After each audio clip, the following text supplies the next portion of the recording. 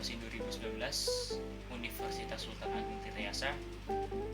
Saya dari kelompok 11 Teknik Manufaktur, dan saya kali ini akan membahas tentang modul LAS SMAW, LAS Shell Metal Arch Welding atau busur LAS, panasan dari busur. Nah, dari modul LAS SMAW ini saya akan membahas tentang beberapa materi yang mengenai video ini ya. Yaitu yang pertama tentang pengertiannya, yang kedua tentang prinsipnya, yang ketiga tentang jenis-jenis elektroda yang digunakan, yang keempat tentang alur lasnya itu bagaimana, dan yang terakhir atau yang kelima itu adalah posisi pengelasan itu bagaimana.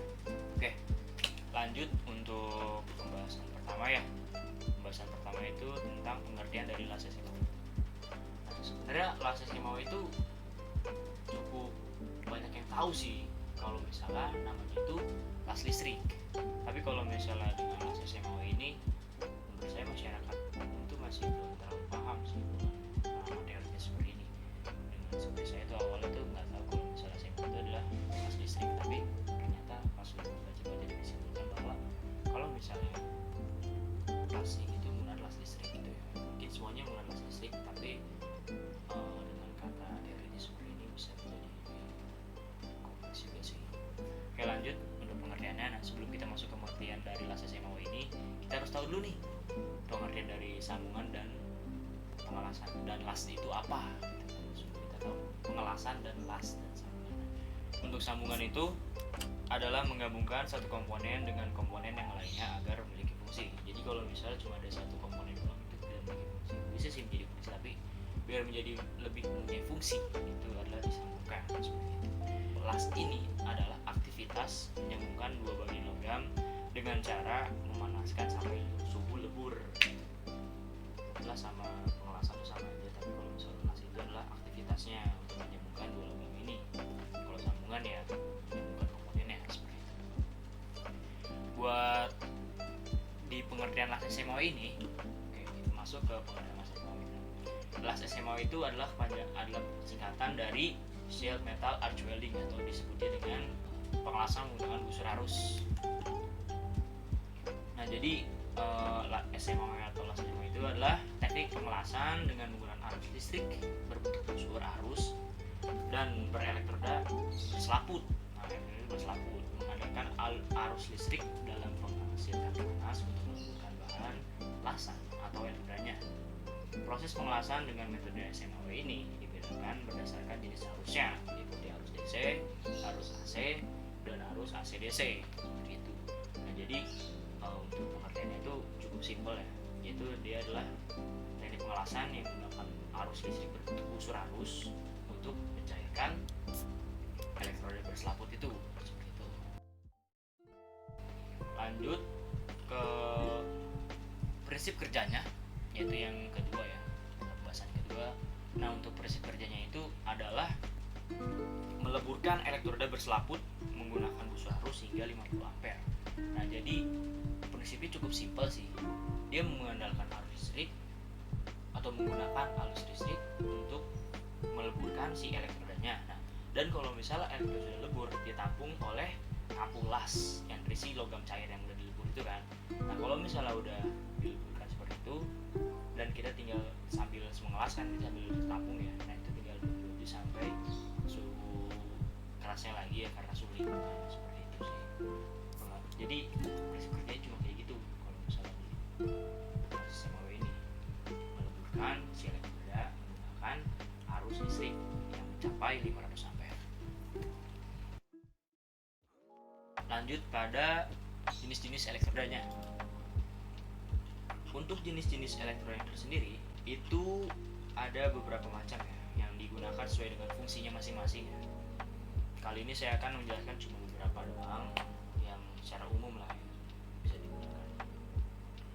Kalau misalnya tentang las SMAW ini ya, pada percobaan praktikum kali ini kita menggunakan elektroda yang jenisnya itu selulosa. Nah, untuk jenisnya itu ada selulosa, rutile, iron oxide, dan basa yang saya jelaskan kali ini.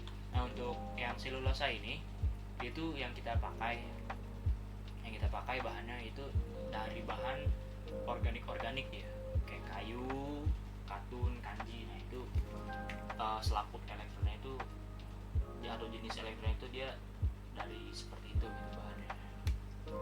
Dan untuk rotile itu dia bahannya itu mengandung titanium ya, titanium oksida.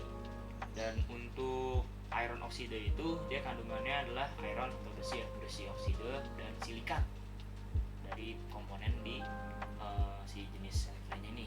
Nah kalau misalnya elektroda basah, nah ini elektroda yang termasuknya dengan kekuatan yang lebih tinggi sih kalau menurut saya. Soalnya dia itu digunakan buat mengelas kapal, mengelas suatu bidang pada suhu di bawah 0 atau suhu minus lah gitu. Jadi elektroda basah ini dapat dikategorikan sebagai pengelasan berkekuatan tinggi seperti itu. Dan kalau misalnya tadi iron oksida, itu pengelasan yang tergolong lunak dan berkekuatan rendah, yang iron oksida ya. Oke, kita lanjut tentang ke pembahasan yang keempat, yaitu tentang alur las bagaimana dalam mengelas. Nah, terdapat 3 alur las yang biasa digunakan para welding atau welder. Yang pertama itu kita membahas tentang alur spiral. Nah, alur spiral itu sebenarnya bulat ya, tapi karena perbedaan perspektif penggambaran, jadinya dia agak sedikit lecet, masih sedikit aluran atau ayunan dari lasnya. Nah, oke, keduanya itu ada zigzag. Nah, kalau misalnya zigzag kan kita biasanya paham dengan kayak zigzag biasa kan, lurus gitu kayak Z. Nah, tapi kalau misalnya zigzagnya itu kayak ada bulat sabi, dia kayak berradius gitu loh. Dia agak kayak bisa gerakan ayunan elektroniknya. Nah, lanjut ke yang ketiga, yang terakhir itu alur segitiga. Nah, alur segitiga ini menurut saya sih agak sedikit lebih lurus ya kalau misalnya begitu. Soalnya kalau misalnya alur zigzag ini itu ternyata agak lebih rumit, soalnya dia kan gitu. Nah, kalau misalnya buat welder profesional mungkin sudah bisa diatasi ya. Nah, kalau misalnya yang alur segitiga ini dia kalau bisa juga lebih kuat sambungannya gitu. Soalnya dia kan lebih banyak material fiber yang digunakan terus, jadi mungkin bisa lebih kuat. Itu tentang alur kelas ya semacamnya. Nah, lanjut lagi ke posisi pengelasan. Pada posisi pengelasan ini sebenarnya ada 8 posisi ya. Ada 8 posisi pengelasan, tapi kalau misalnya yang 4 laginya itu adalah posisi di mana kita ngelas pipe atau silinder. Nah, jadi kalau misalnya sekarang kita bahas tentang yang posisi flatnya aja, oke. Nah, posisi flat.